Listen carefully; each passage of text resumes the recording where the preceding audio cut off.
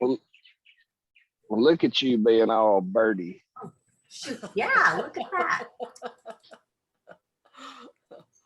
Now I lost you. We still see you. Oh, geez, I'm not a Zoom person. I'm not either. We can see you, Kelly, and hear you. Oh, do I look like paranoid because I can't figure this out? No. You have a panicked look on your face. Good. Yay. You really don't. There it is. There, I got it. I got it. Woo. Well, congratulations, Kelly. That's awesome. Yeah, we're pretty excited. Marty All said, right. my husband told me, he says, well, that one bird was just circling around you. She wasn't very happy. I said, well, probably not. Well, the good thing now is you don't have to worry about, I know people are scared the first year to do nest checks because they're afraid they're going to chase their martins away, but you're not going to chase them away once they've got eggs. So check them.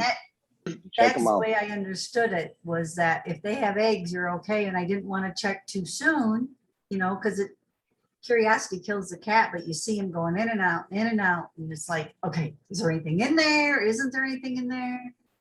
And so. Well, now you know. Now I know. And I am recording, Kathy. Excellent, dude. Excellent. We've forgotten everything else how to do one of these in 3 weeks, but I didn't forget that. Has it been 3 weeks? I think it has been 3 weeks. Wow. Hey, we have Greg Ballard.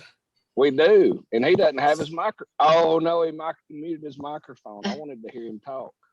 The super Martin landlord. There you go. I forgot to turn on closed captioning. Yep, Tiffany said she was going to join. We don't have her yet, but that's okay. Good. All right. Who is Dr. Bob? I'm from, can you hear me? Yes. I've got 2 residences, believe it or not.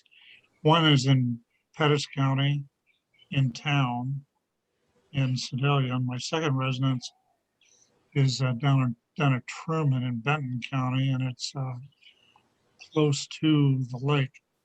Question I had martins in Pettis County in Sedalia, and then I hadn't had any for 2 years.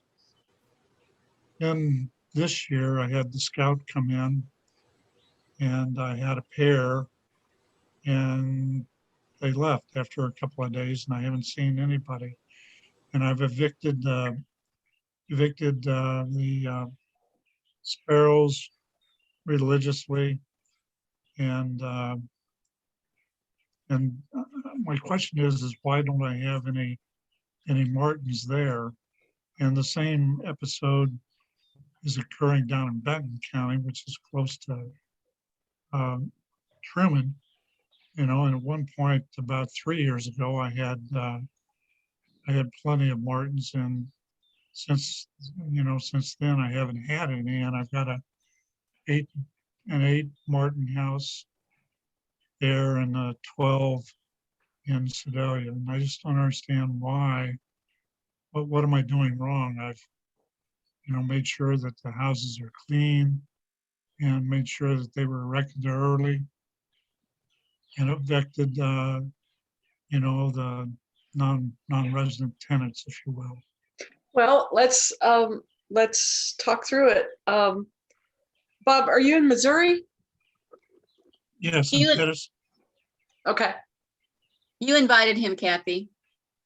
Okay, good. No, that was Justin that she invited. Well, she might have invited. She might have invited Bob too. Oh, that's right. That was Justin. Okay, that's right. I'm sorry. So Bob, when you say you've evicted the house sparrows, can you explain what that means? Did you pull their nests out, or did you kill them? I pulled the nest and did a relocation. Okay. So sometimes a site doesn't do well when there are live house sparrows around. And what you really have to do is basically eliminate them. You have to trap them and kill them or shoot them. Either way, both methods result in killing them. So you're saying relocation doesn't work? It does not work. No. No. Well, Often. I have done the trapping and killing before too.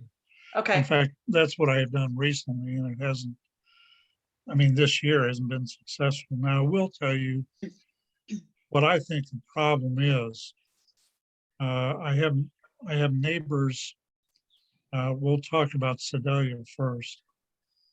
I have neighbors that are about 200 yards away, and they have a lot of raptors that roost in the trees. And I think therein lies the problem with that area. And essentially the same thing down in Benton County, close to the lake. We've got raptors in the area, I mean, pretty close by. Right. Are you talking about hawks or owls? Oh, both, especially down in Benton County. You know, the owls are there and the hawks are there, eagles. So Bob, one way to deal with that is to make sure that your housing is also far enough away from the trees. Do you have an idea of how far your housing is from the trees? Oh, yes, it's quite a ways away. So you have wide open flyways for them? Yes, and I have power lines for them to, Okay, you know, good. come to. And, Right. you know, Well, in the past, 4 or 5 years ago, I didn't have any trouble. Right. Yeah, and go ahead, Brad. Do you have predator guards for climbing predators? I have no idea what we're talking about. Okay, that is a big thing that a lot of people overlook. You're talking about for snakes? Snakes and raccoons, cats. Right. They will wipe a colony out, especially one that's like a single house, like you're talking. Like I'm assuming you'd have two. You said two houses, so I'm assuming you have one house, one place, one house, the other. If a snake climbs that pole, your colony's gone overnight. Yeah, I realize that. I really don't have the snake problem, don't have a coon problem or a skunk. You know, I'm just saying that right. my best explanation is, you know, the raptors in the area. So what you can do, Bob, is start with things you can control, because you obviously can't do anything about the raptors, right? So what you can do is it sounds like you know how to trap and maybe shoot the house sparrows. Yeah, I don't have a problem there. Yeah. Okay, good. So I would start there. Those are things you can control. In fact, I've done that for 2 years and still. Now, last year I had 2 pair. But this year, you know, I had the scout come in. Right. You know, timing was, you know, I was ready, and I had a pair come, and sure, you know, they stayed a couple of days and then they were gone. I haven't seen anything since now. Right. Down in Benton County, where the other we're pretty close to the bridge, and as you know, there's lots of not the Martin variety that will nest underneath the road bridges. Oh, yeah, barn swallows or chimney swifts. Yeah, swallows. We have a ton of those. Right. Right. In the area. So what I would do, I would start with put your traps back out, start shooting again if you're more comfortable with that. And then the second thing I would do is make sure you got some predator guards on your poles. I can send out links to everybody again on some do-it-yourself ideas for predator guards for your poles, or you can also purchase predator guards. Here in Missouri, we have prairie king snakes, speckled king snakes, and some very large, not as large as they have in the South, like Greg Ballard and them would have down in Texas and Arkansas, and Brad. but I have a 6-foot rat snake here, black rat snake. They're here. So I will send out an email link to all the Missouri landlords and anybody else that would like to have it as well on how to make predator guards for your poles. So those are the 2 first steps I would take, Bob. The subadult migration here in Missouri. I can only speak for Missouri and the status here. It is still going on, but it is winding down here. I see a couple of new birds every once in a while, but nothing like I did a couple weeks ago. So the point is, you still have an open window right now. So if you get busy, you may be able to attract a pair or 2 here in the next week or 2. What about recordings? That works too. That's good point. Yes, the dawn song and the daytime chatter CD. Do you have those? No, I don't. Okay, so what I'll do when I send out the link to the predator guard information is there are links to those on YouTube, and you can play them either on your phone or Yeah, that's the easy way to do it, is on the phone. Yes. Okay, so I'll send you links to both of those as well. So if you take that 3-step approach here in the next week, you might be able to attract a pair this year still. So you play the recordings only if you have birds in the area? No, you play them. Well, okay, let me rephrase that. You play them when the birds start arriving in the area. And you don't have to physically see them because they'll hear the chatter and the dawn song and everything, and they'll be attracted to your site. The best time to play it is early in the morning, and I tell people this and they just cringe, but 4 to 5, 6 a.m. because sound travels best early in the morning. That's doable. Yep, good. So I'll send you all that information, Bob, and I think you have my email. Are you Bob? Which Bob are you? Bob Byers? No. Bobby It Bennett? No, it should be Gouge.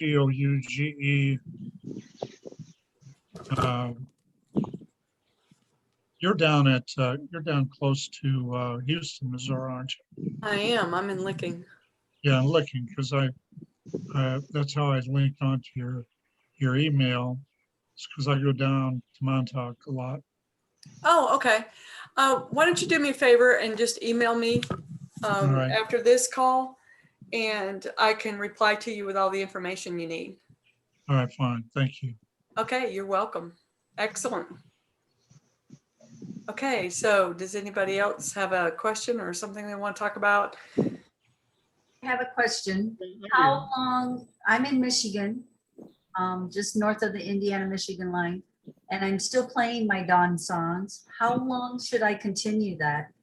You got the best dawn song in the world on your gourd rack up there. Good, so I can, the one in the bathroom, I can turn off now so I can turn it off. That's That's right. Exactly right. You will, as long as you have Martin's return next year, you will never need that CD again, or probably not a CD. It's probably. Oh, it's a CD. Oh yeah. Oh yeah. Well, Yeah. at least it's not an 8-track tape. No, no, it is a CD. It's old school. So yeah. Excellent. Thank you. That made her happy. Yes, it did. I may have to duck and run inside. I think we've got a storm brewing. The wind's howling, my computer's blowing around. And we have Adam Danger, Watkins. Hey, Adam. New landlord this year's already fledged his first fledglings. Yes, that's right. I don't know if you saw what I was posting earlier today. It's really weird. I was telling my mom about it. So they fledged on Sunday. Yesterday, I went to clean out that one gourd because we only had the one pair of the adult second years. It was weird. Like, so about a week and a half ago, had a couple more birds show up, and I think I asked Brad on his advice. He had mentioned it was probably like some neighbors' birds that had already fledged because they looked really young. One was a by that specific sound. But I was curious how I was looking at other gourds, just maybe those birds brought anything in because I knew they were spending the night. But yeah, so yesterday I was going to clean out the mess that was left over from the fledglings, and I happened to see something caught my eye in another gourd, and I looked, and like sure enough, there was one egg, and I was like, wow, that's kind of weird. Considering we already fledged that one gourd of babies. And then I checked today. I told my wife, I was like, that is weird. I was like, I doubt there'd be a second egg tomorrow. Sure enough, I got home from work today. There's a second Martin egg in there. So it's weird. That's fantastic, dude. Awesome. But I'm just curious if, like, now it makes me wonder if they'll survive because, like I don't know how many more she's going to lay. And then, she's got to sit on them for the incubation period and push into July. And I was curious if the babies could handle this humidity and heat down here in South Alabama and then be able to still fledge and catch the migration. So yeah, it was just, it's odd. Short answer is yes.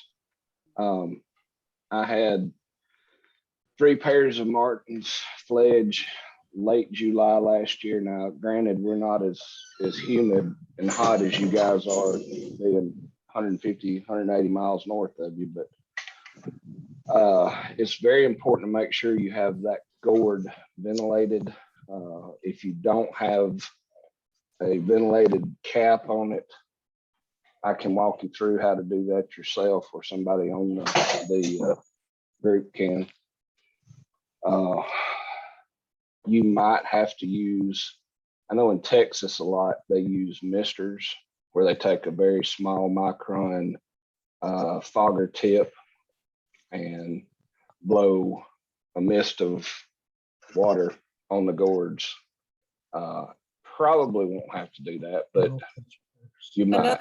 Another thing they do, Brad, in Texas, I know Louise and John Barrow do it, is they get those real estate signs, that you see alongside the road, and they zip tie those above the gourd to shade the gourd a little bit. Give it some shade. Yes. Yeah, I've seen people do that with like boxes. This one, it faces the wind pretty good. When we have southern winds, the gourd that they're in, I was probably take a cap off one of the other gourds and modify it to put a little vent on it and then just screw it on that gourd. Good idea. Yep. Just to give ventilation. But I was telling my mom, she was going to try to be on tonight and she forgot she was on her trip in Hawaii. She was calling me from Hawaii. And we just thought it was funny how she, I don't know, some of y'all saw her post. She had, a bunch of loggers coming in, bringing in lumber into her nests. And then here, my first year of having Martins, and we had fledged babies. Now there's another female laying eggs. Crazy. That's a great problem to have.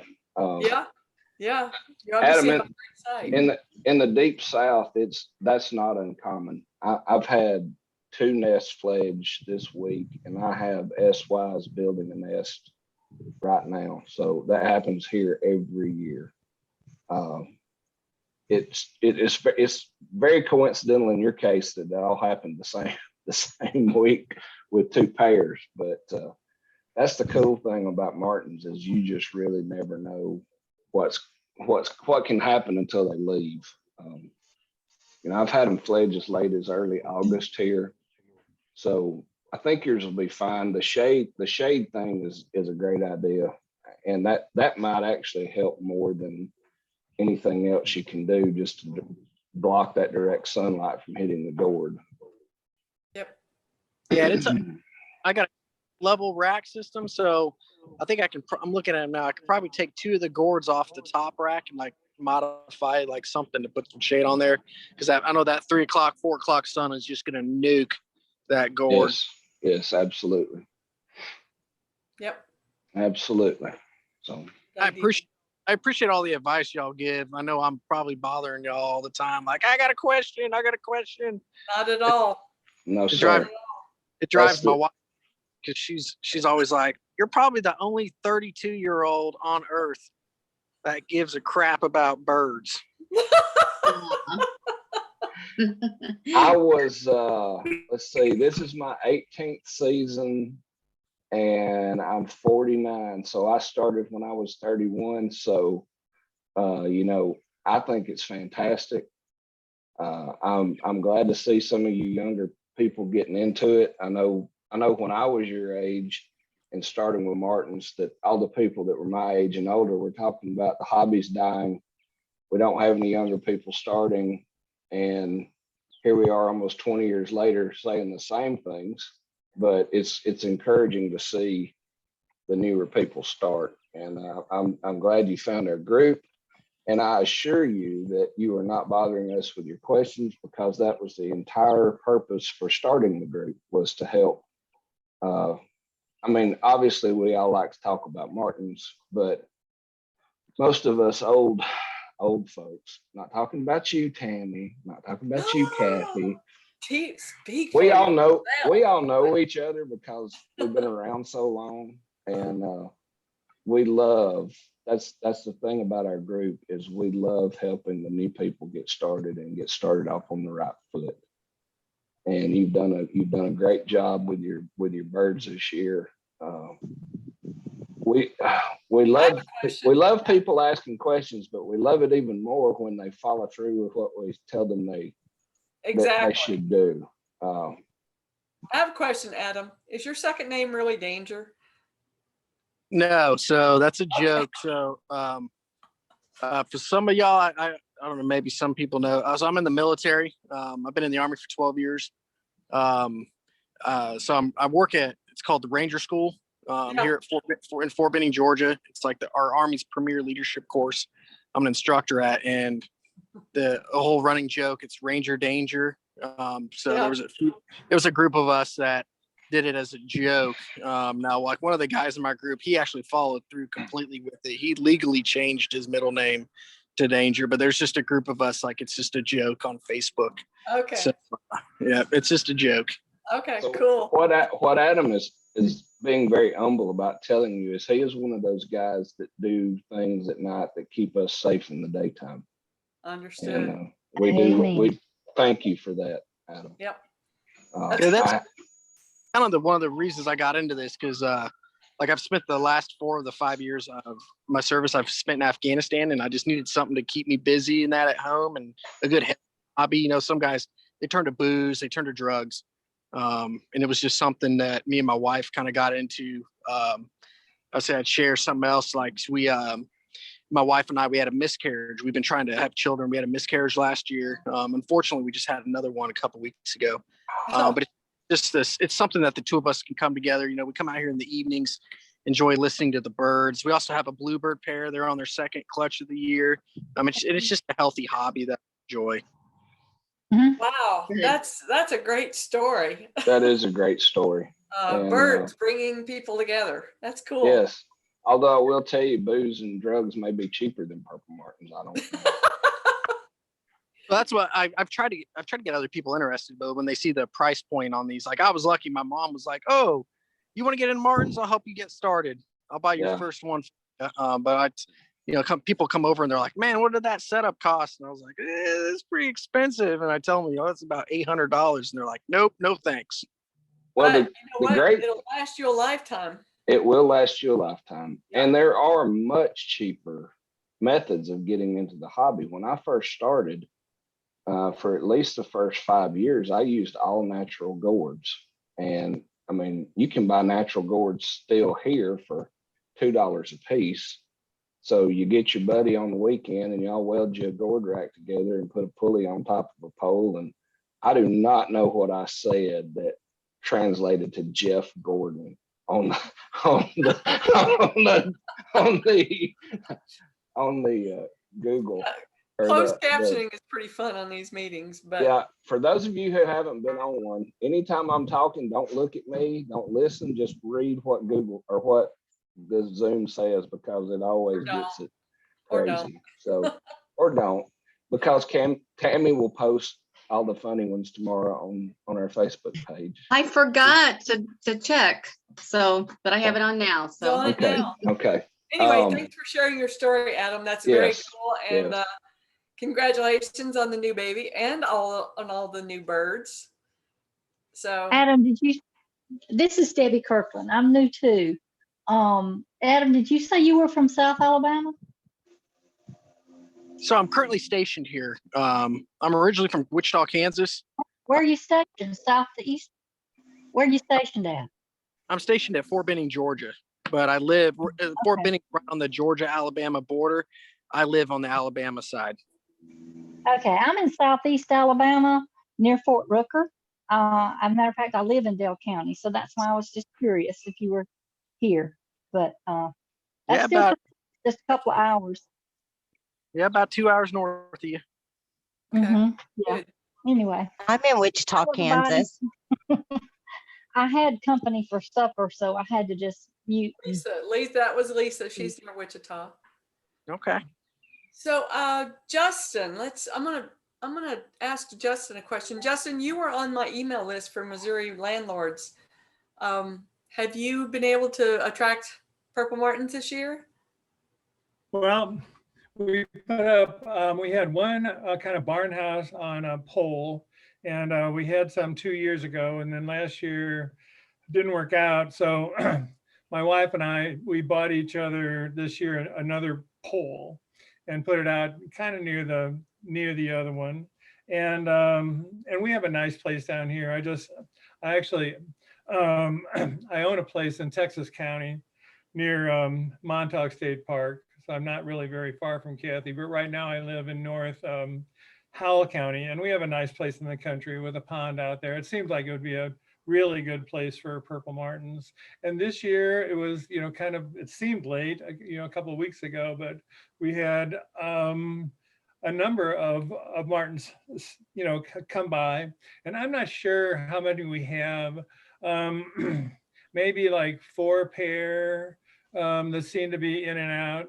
And after a while, okay, here's my question. My first question is that after a while, they fly around and fly around, and then they seem like settle down. And so they haven't really been flying around all that much in the last few days. Is that kind of a normal thing? Yeah, the reason they're probably not flying around as much is because they're probably incubating egg. I can't say what way Brad says it. They're probably incubating eggs right now. Incubating. I thought. Bacon. So I just figured, well, that's what's happening.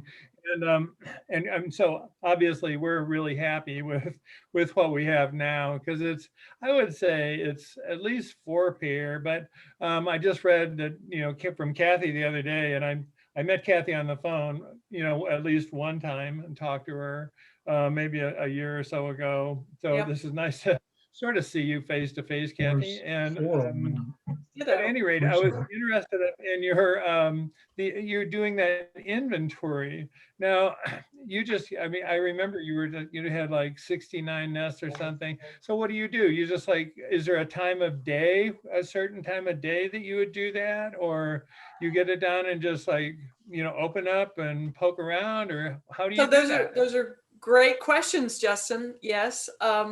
So what we do is what's called nest checks, and we take the housing down, and we normally do it after noon, and that's subjective as well, because you want the weather to be warm, and I don't know if there's a certain temperature that people normally pick. I normally pick above 70 degrees if I suspect that they have eggs.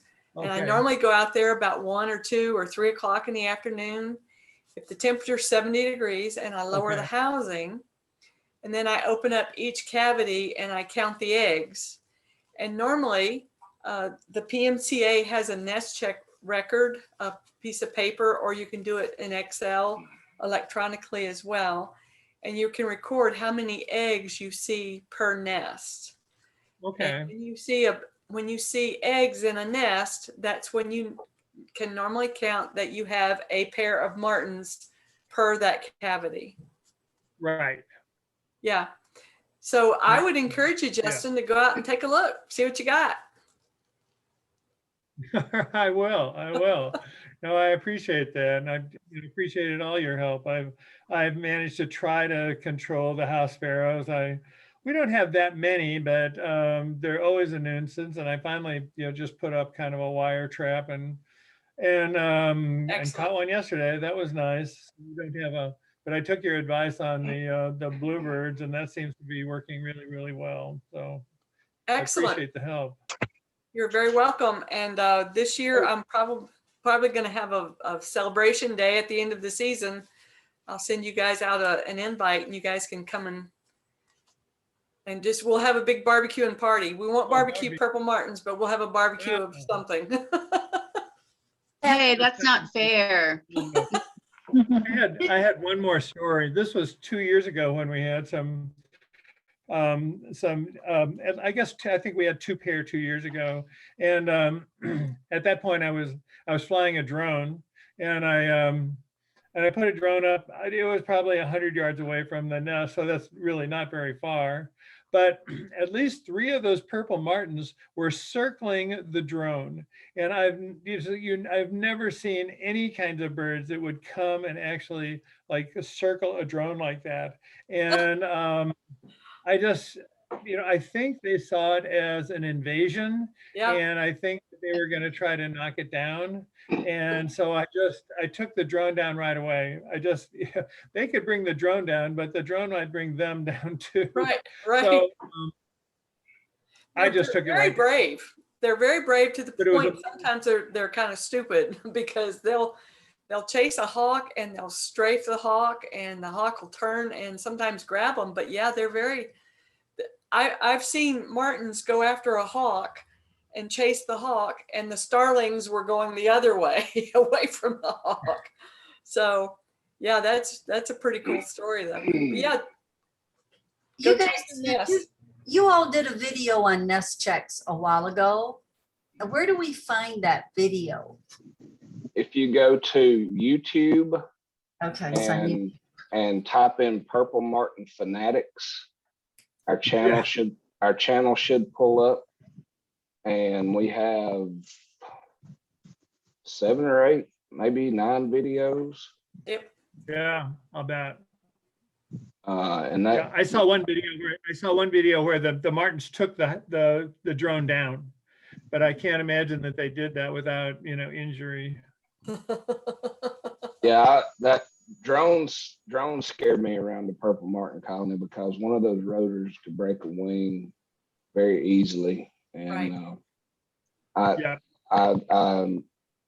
if I saw one flying around my Purple Martin colony, I would take it down with a shotgun. You probably worry. Come on. Oh, I would.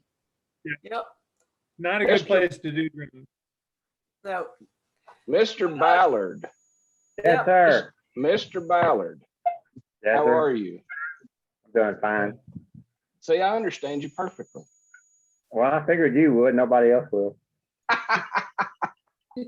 You got 2 or 3 Martins out there today? I've got, I think, 4 Martins here. Okay. Two Okay. pairs. I think they're 2 pairs. Yeah. Times For those of y'all that don't know, Greg Ballard has 400 pairs of Martins, I think, real close to it. Yeah, I have 400 pairs. Yeah. Wow. That's awesome. He has a shirt on that says Purple Martin Geek. I just saw that. A geek. So where's Greg located? Do what? What?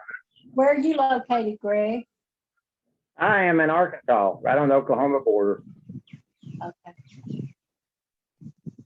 So is that Texarkana corner? Oklahoma. Arklahoma. That's right. Oklahoma. Good. Oklahoma. So, Does anybody Greg, else want to give us a colony update? Well, go ahead. I'm sorry, Kate. well, I just wanted to ask Greg, where are you at in your season right now? Are you fledging any yet, or are they still in the hatching mode? Or They're still in the hatching mode. I haven't even done a nest check at all. It takes me about 6 or 7 hours to do one. So I took off Thursday and Friday of this week vacation so I could check them. So it takes me at least 2 days to go through them. boy, we are a dedicated bunch of Purple Martin landlords.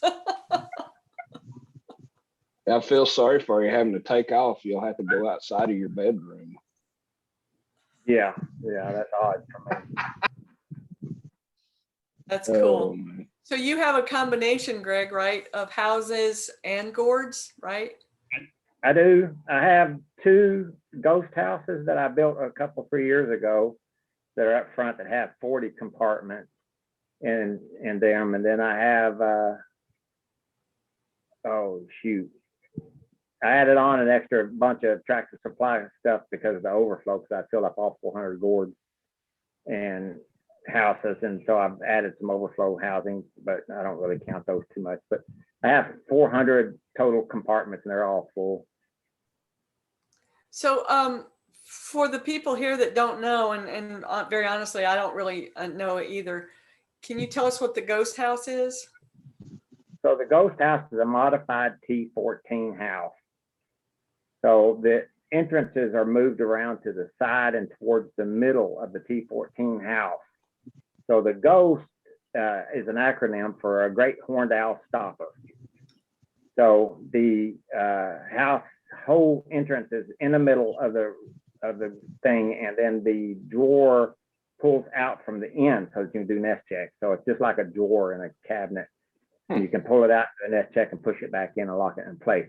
But for an owl to be able to reach in and grab something, it would have to be able to reach in from the middle of the rack where it can't even fit its body, and then it would have to bend its leg at a 90-degree angle and then reach back 11 inches to be able to grab a baby, and it's just not possible for it to do so. So it's an elimination of for the great horned owls. They cannot get the birds out of there. And it's also like the cages, it's also set up to where there's a curve to the porches that sit outside of there, which wraps a cage around each one of the entrance holes, and then that way it adds a second layer of protection, which is a cage. So I don't have cages, but you can put one on there very easily. Where did you find that? I'm like Kathy, and I think I'd asked you before, probably on a message. What? Yeah, a guy named Kenny Fecker out of Ohio come up with this design, and I've seen it for years. Yeah, I've heard of Kenny before. I thought this is like the ideal wooden house for a martin. So I built them. If I had to go back and do it all over again, I would not build one. I wouldn't do it. I just put up another couple of gourd racks because they're full this year. But it took the first year, I had 0 birds getting those, none. So the second year I was about half full, and this year I'm completely full. So it took them 3 years just to take them, and they don't have any choice. So there's no other choice for them. They either go in those or they don't go in. They'll take a gourd over houses every time. Do you think it's because of how warm the wooden houses get there in the South? No, I don't think so. I think the wooden houses are probably cooler than the gourd. Really? It's all said. Yeah, because you got the 3/4 inch thick wood and then a cavity hole, and it's ventilated well, and it's got a nice roof on it, and you can be 4 or 5 down deep into the cavity, and there's an air gap above it, and it's insulated, and so no, I don't think it gets any hotter at all. I haven't put a thermometer inside to verify that, but I've got an infrared thermometer that I can check that. That's a good point, though. Yeah, cool.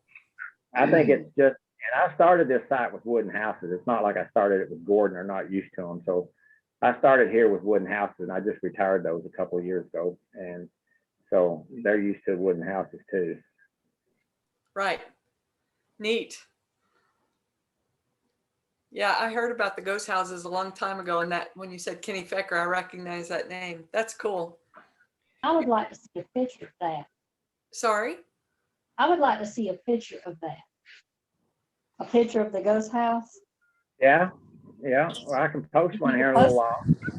That'd be awesome, Greg. Thank you. You have a you have a T14, don't you, Debbie?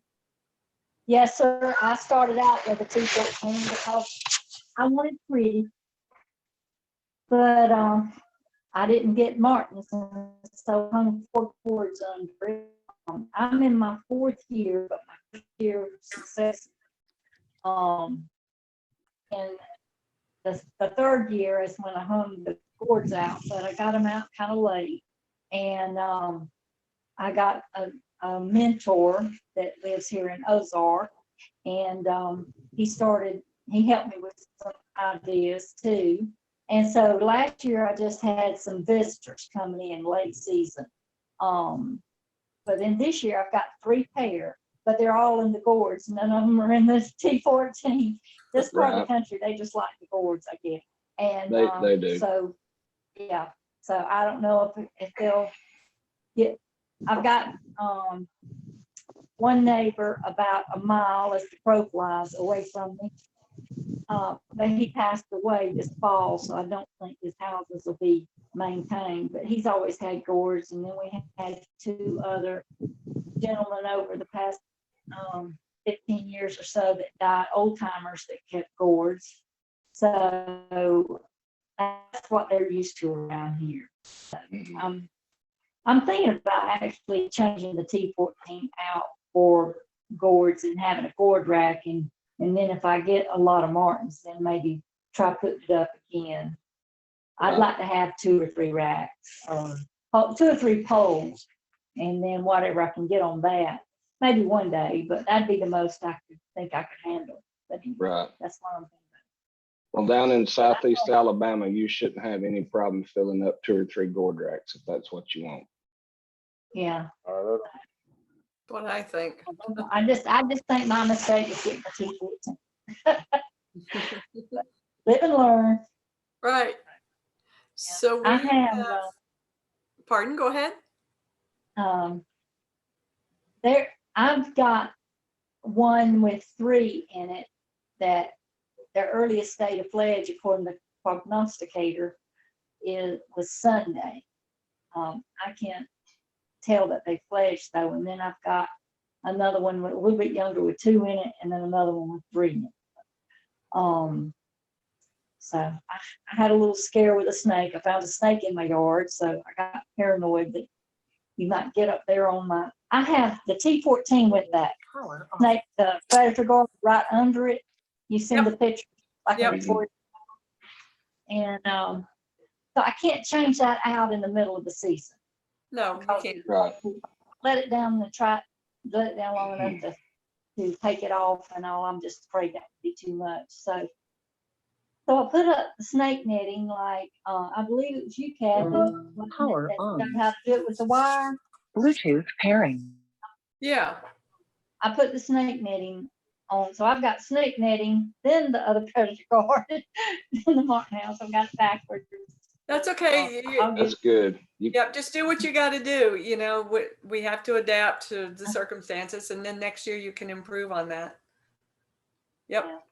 I just put it near the Martin gourd. He was between my house and the Martin pole, and he went up under the house, and then we saw him the next day. And just as soon as I could get to town and get a minnow trap, I set that out to try to catch him. But that was a couple of days later, so he's probably just moved on now. But I've got a trap out there, hoping if he comes back, get him before he gets out that way. Relocate him. There's Catherine. I see Catherine Radowski there. Make sure you don't call 911, okay? I'm going to try really hard to never do that again. That was hilarious. You're the one that put the phone under your arm? Yes. Called 911, yeah. It would have been even funnier if y'all could have seen me like, what is happening? Do Martins make siren noises? What is going on? It's terrible. We've heard from several of our first year folks. Saif, what about you? You got any more birds come in? Saif. He's trying to get off mute, I think. Yep, there he is. Okay. Yeah, so far I got 7 pairs. I just did a nest check today. Oh, wow. That's Great. fantastic. Awesome. I think my first one is about to hatch today or tomorrow. That's what I'm expecting. Good. That's great. Man, 7 pair for your first year. That's you amazing. You got it set. You're set. Got me beat. There are some leaves also. So do you think there might be more? You said there's leaves. Some boards have like fresh leaves in it. It's very possible. Also, SY males will oftentimes build a crude nest and put leaves in it, even if they don't have a mate. So they do that to try to attract them. So Kathy says you can't, you don't count them till they got eggs, but I mean, it's an encouraging sign. It's definitely not bad. So Yeah, it is an encouraging sign. I mean, I've been doing this for 15 years, and I still get excited when I see green leaves and other gourds too. So oh yeah, me too. Yeah. But I just don't count my eggs until I see the eggs. But She yeah, doesn't that's count- cool. She doesn't 7 count her eggs until they're laid. until they're laid. That's right. But 7 pair for your first year is really as what was his name? He said Abby Normal. Oh, I don't know. It's Did he- abnormal, but Did that's he great. say it, or did Zoom type it that way? No. Abby Normal on the I'll remember it later. Hey, y'all don't feel bad. I told my daughter-in-law, my grandson went off with my husband, and so I texted her, texted that Liam had gone with Thomas to feed the cows. And the text, and then I just pressed send, and then I looked at it, and it says Liam has gone with Thomas to the cat house. Oh, to the cat house. So I had to correct that. Right. So Safe, you just have the one rack right now? Are they in the gourd rack or in your house? So that's still the tripole. I have 6 sets of gourds on it. The other one, I have 6 gourds on it. I only have one nest on the other one. Okay. The one close to my house has like all 6 of them in 2 layers. Wow, that's great. That's really unusual. Yeah. So it's been raining for last 3 days, but I don't see them sitting around on the gourds. So that means they're finding enough food, right? I don't need to start flicking because they're not sitting. Yes. What am I going to flick at? Like, where am I going to flick the crickets at? Yeah, you're not going to train martins to take supplemental feed in June in the South unless we have some catastrophic weather pattern. Not right now. No. No, they've got to be. They're probably incubating your eggs too. And They are. and they are probably going out to feed when they can. My colony got real quiet here last week for about 3 days when it was misty, rainy, cold, nasty. And I thought, oh my gosh, what's going on? But I did a nest check a couple of days after it got warm again, and my colony's full of eggs, and all of the martins were out and about. They were trying to keep the eggs warm. So that's probably what they're doing there too, Safe, is trying to keep all your eggs warm. So once they hatch and fledge, like how many days am I going to have them around? How fast they're going to leave? Not many. 2 weeks. It's over 2 weeks maximum. Yeah, couple weeks. Yeah. And do I clean the gourds out right away, or should I wait for them to move out? No, and that's a good question. So that I was going to bring that up when Adam brought that up earlier too, but I forgot. And I do it here in Missouri. I don't clean out any of my nests until after all the migrants have come through from the north as well, from Canada, Ohio. I probably get Tammy's martins passing through, but I wait until October, November.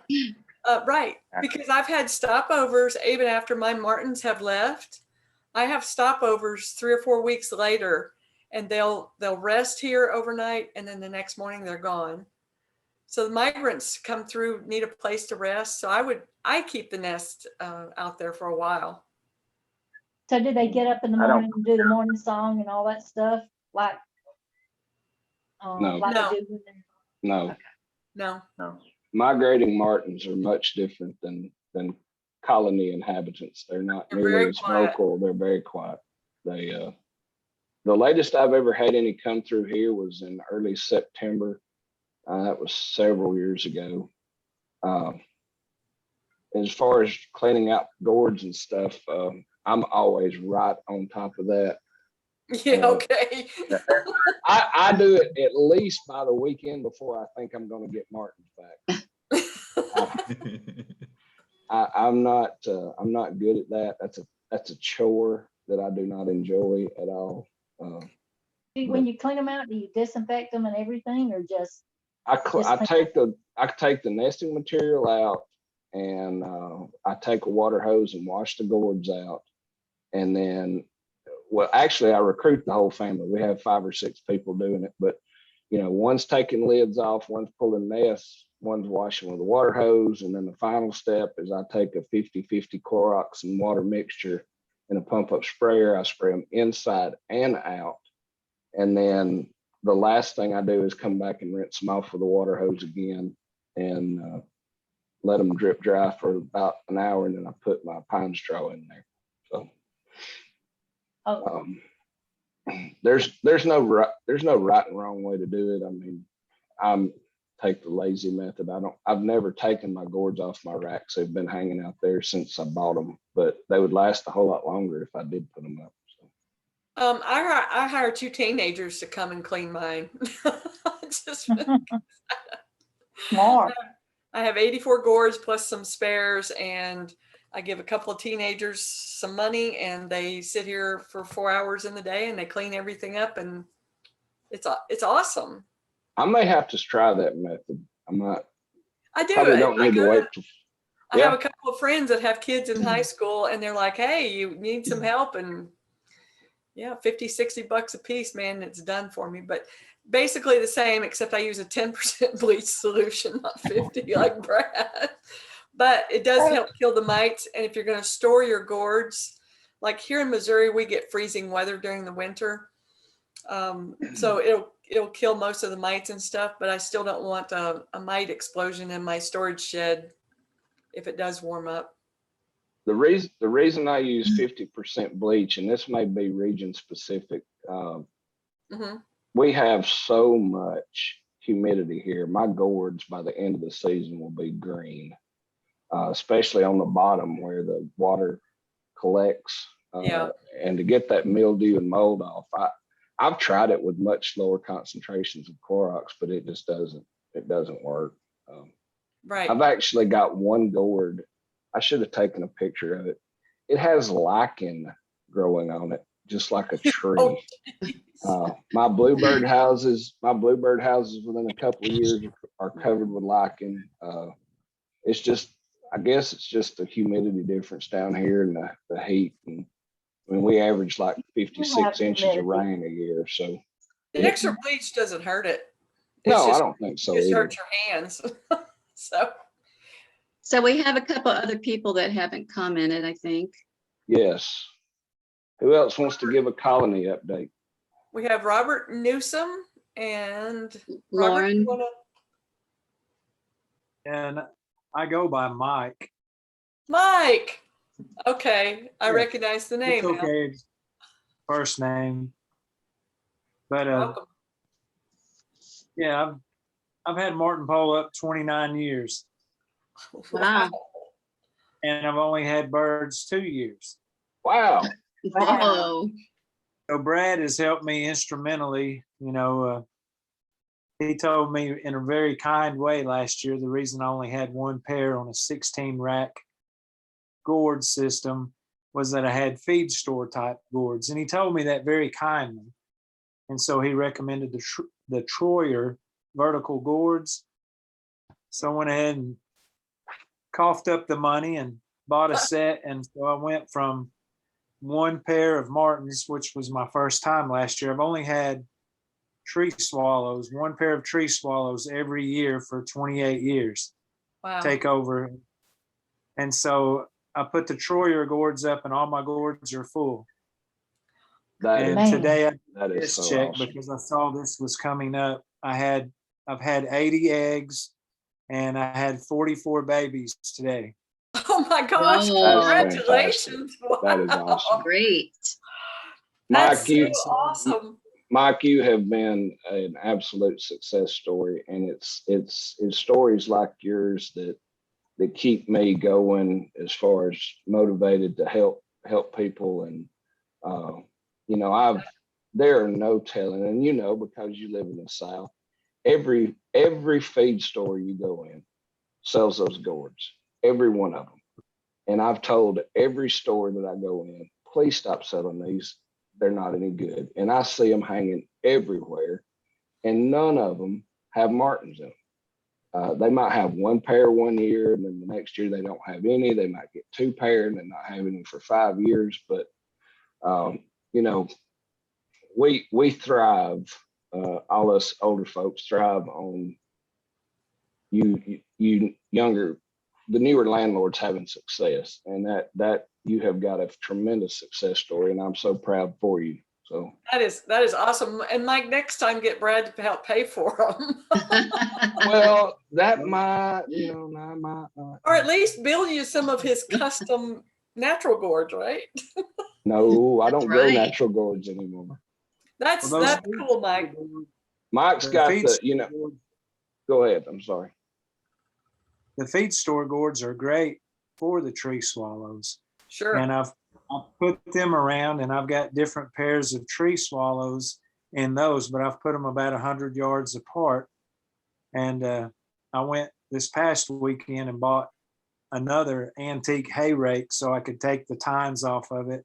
Somewhat this winter, I'll weld me up another gourd rack just like I have across the driveway from it, so I can have another set for the birds. Oh, you were the one that was looking for the other hay tooth the Yes. other day, the tine. Yep. He has that beautiful gourd rack that Yeah. those used to be so common down here, and they're just Right. they're either been taken to scrap metal places or just lost in Oops. what's grown up. But Right. when I was a kid, there were those hay rake teeth gourd racks everywhere, and I've always thought they were just beautiful. But That's cool. Yeah, I welded that one up when I was 29 years old. what was that like? That was like Please. 5 years ago. No, I'm Wow. 58. Yeah. I was being kind again, Mike.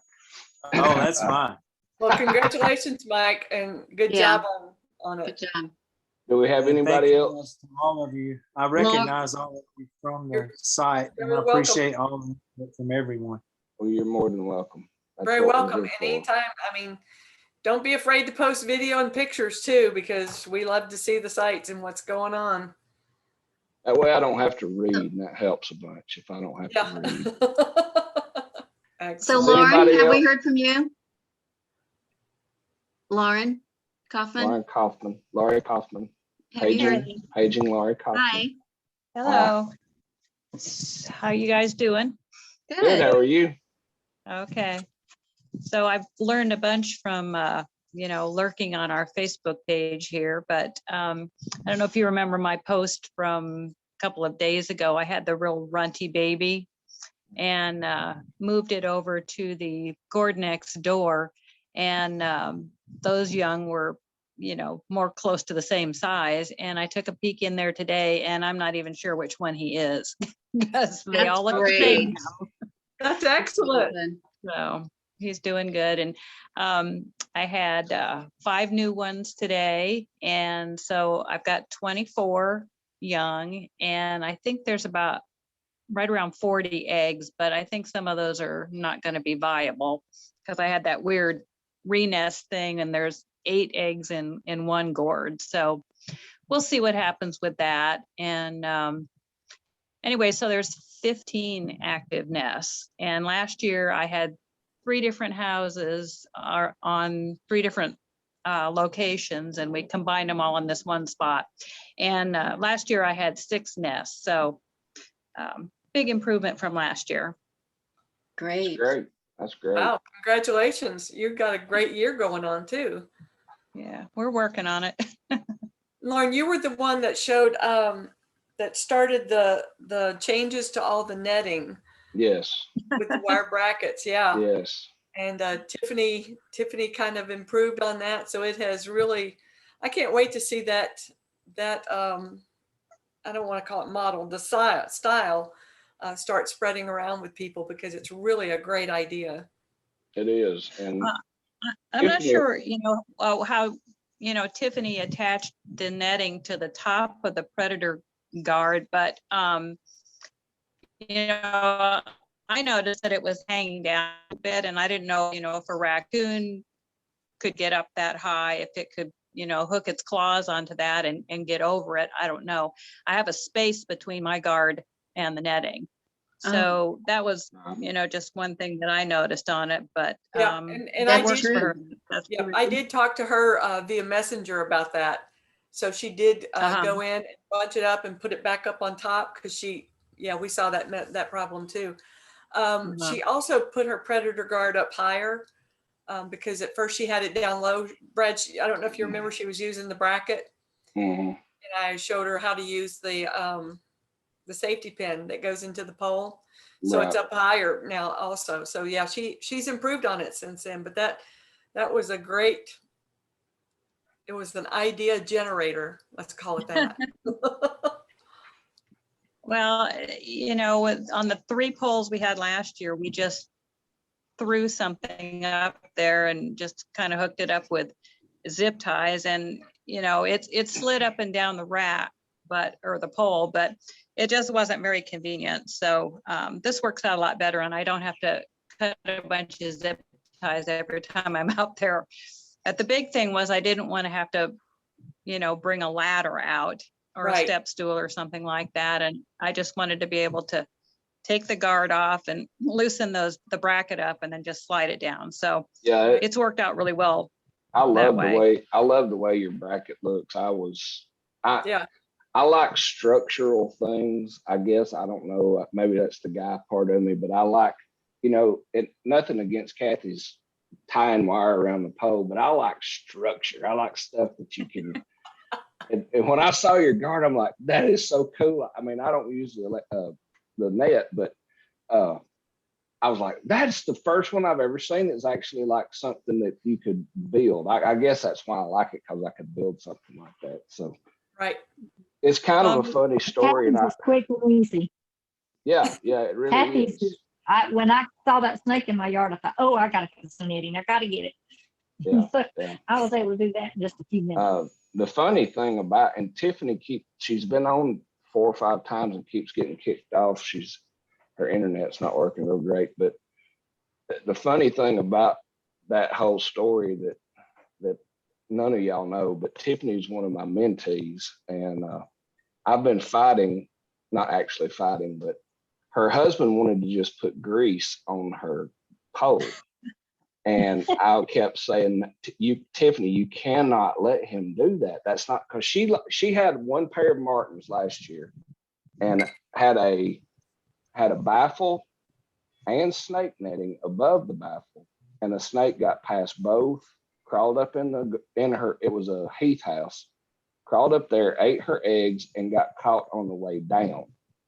So, she lives in extreme Southwest Alabama, and there are lots of snakes and lots of big snakes. So I was trying to get her to go to the electric guard, and she was having fits. She couldn't do that. And she was having fits with her snake netting. And then she saw your pictures, Laurie, or your video, and she's, oh, I can do that. I can do that. Well, then her husband he's a oil worker, and he got home and he came up. She was so mad because he wasn't going to build it just like yours. And I think I have to play marriage counselor about half the time, but he ended up making something that I think's great. I mean, I ended up thinking it would work fantastic, but the whole process of that was funny, but I guess it was funnier if you saw it in real time.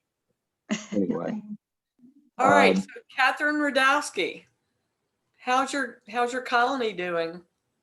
Doing well. I'm sitting here watching them now while I'm talking to you all. So I have to check the back half, because after the siren, I only checked the front half. But the front is totally full. I have a nest in every compartment, and I'm pretty sure I have a nest in every compartment in the back and the Gourds. So I'll be checking it probably tomorrow after work. I got home a little bit late today, but yeah. So this is my 3rd year. My 1st year, I had 1 couple show up Easter weekend. Wow. 2nd year male, and he found, and they stayed in, they built a nest in the house as the only couple. And then the next year I had lots of activity, but only 2 nests. And so this year I think I have 6 to 7, but I'll confirm that I'll post tomorrow and confirm for sure. But I only have 8 compartments, so 6 to 7 nests. I'm pretty excited. So are you going to expand next year? I go back and forth. Yes and no. This is stressful. It's a stressful hobby. I love it. I get a lot of joy out of it, but I probably will. Yes, I probably will. Okay, I have a story to share with you. I did honeybees for the last 2 years. Honeybees are stressful. Purple Martins are a walk in the park, honey. I tell you, I got rid of my honeybees 2 or 3 weeks ago because I couldn't take it anymore. Purple Martins are easy. I'm amazed at like how quickly you feel such a sense of responsibility for them. Like they're I feel a responsibility to them just like I do my dogs, you know, and so which is good. It's good. And they're fun and they're healthy and happy. So my biggest thing is I live on brackish water. So right now I have a pole that you can raise and lower, but it's manual. And so those bolts are rusting and it's getting harder to raise and lower. So I'm pretty sure my husband's Christmas gift to me will be a crank pole and some more gourds. That'll make your life easier. Yeah. It will make right your now life doing easier. a nest check is like hauling out a huge ladder, climbing up. So. Oh, well, once you get a winch and everything, then you'll say, yeah, I want to expand. Yeah. It's less work that way. And now it's funny when I added the gourds this year, you all were like, oh, you know, gourds. And I never really understood why people like gourds more. And now when I look inside, I'm like, it's twice the room. They have so much more room in those gourds. It's easier. Yeah. So I definitely think I'll add some more gourds, but they love the house. I think every single room in my house is full. So I don't want to get rid of the house. I just want to add gourds. Sure. Or sure, as Missourians say. So you haven't had the mite experience yet, right? I haven't, and I'm concerned about the day I do. I when I am preparing for the season for their arrival, I do sprinkle 7 dust, and then put down some of the soft pine nesting material. I don't usually resprinkle. I did this year based on some advice from Brad because I was having some house sparrows, and he said they can really cause some mites. So I did resprinkle 7, but I don't usually do it regularly, and maybe I should be doing it more regularly.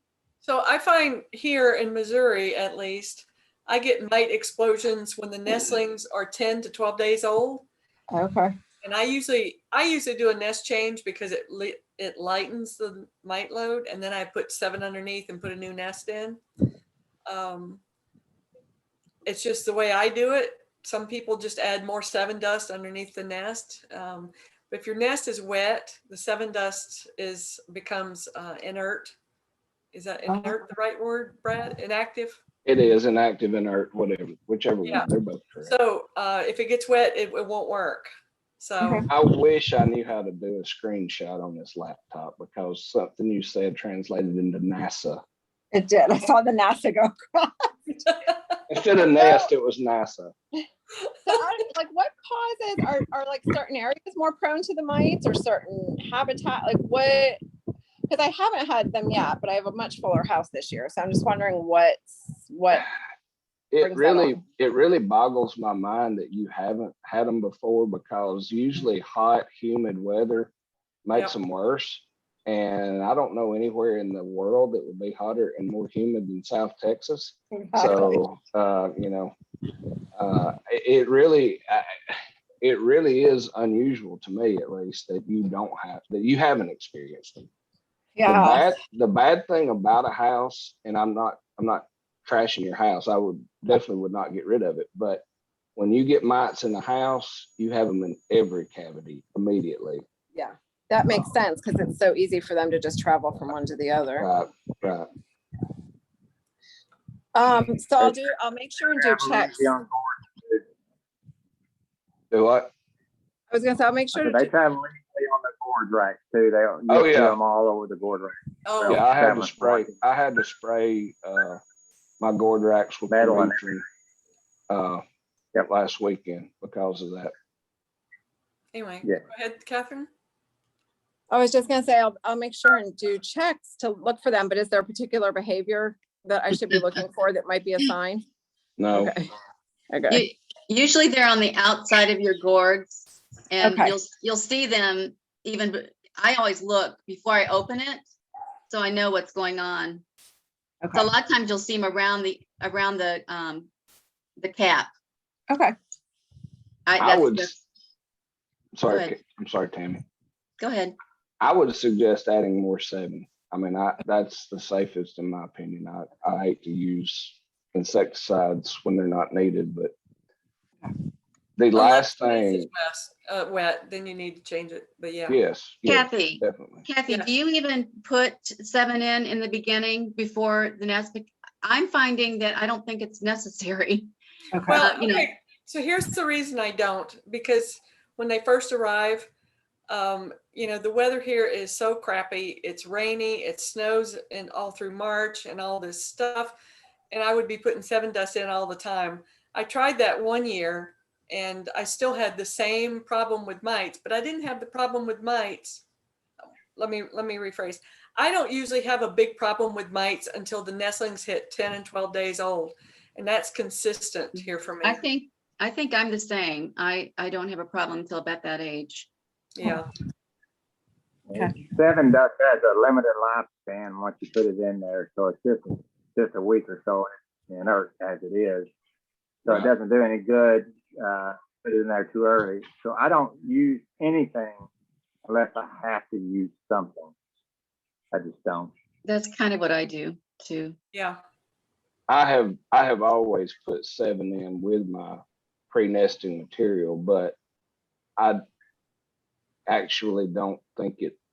I really don't know that it even does any good, because, you know, sure, if I put it in there February the 10th and I get my first bird February the 12th, like I did this year, yeah, it probably helped that one. But the ones that I've got that are claiming gourds in June that had 7 put in February, it hadn't been working in months. So Right. I'm anxious to try my tobacco leaves next year. I hope that works. That'll be an interesting experiment. Yeah. I'm just going to do one gourd rack, every gourd on the rack, I guess, and see if that gourd rack doesn't have mites. Maybe, I don't know, maybe a better way to test it. So before I'm gonna say bye, everybody. Wait, just a second, Tammy. Wait. Hang on. We have a special guest. Who? I'm not telling you. I'm going. Come on, Brad. Oh, hey, dude or dudette. This is premature jumper number 2. Oh, come on. You can do a better name than that. Dose. Premature jumper number 2, Dose. I had 2 that jumped Sunday. Neither one of the compartments were neither one of the compartments had mites. I don't know why they jumped. This one, I know this one came out of a nest that had 7 nestlings in it, and it was a little thin. The breast is how you determine if they're thin or not. It should be plump and rounded, and this one was kind of V-shaped. So nest jumper number 1 got released into the colony today after Sunday, Monday, 2 days of being fed. I think it just got a little aggressive or a little happy, or maybe got pushed out of the porch. I don't know, but anyway, I was going to show you guys, and most of you that are on here now probably already know how to do this, but if you have to force feed one, it's not hard to do. See if they'll eat. Come on, you're on national TV. Okay, if you have to force feed it, you just simply pinch its little beak, and you have to do it easy, and then it will open its bottom beak, and then you can slide the cricket or the superworm or whatever down its throat. So I just wanted to show anybody, in case they had a jumper, how you feed them. And this little bird is growing well, and I'm putting it back in his little box. But that was our special guest. Oh, yay. So I hope none of you have jumpers, but you probably will. Yeah. inevitably. Hopefully, most don't though. Yeah, All you're right, right. everybody, thank you for joining tonight. We hope you learned something, or if you need help, you know where to find us. Nice seeing everybody. Thank you. Bob, I got your email. I'll email you the information. So thanks, everybody. Have a great evening. Y'all too. Thanks, See you. everybody. Bye. Bye. Bye.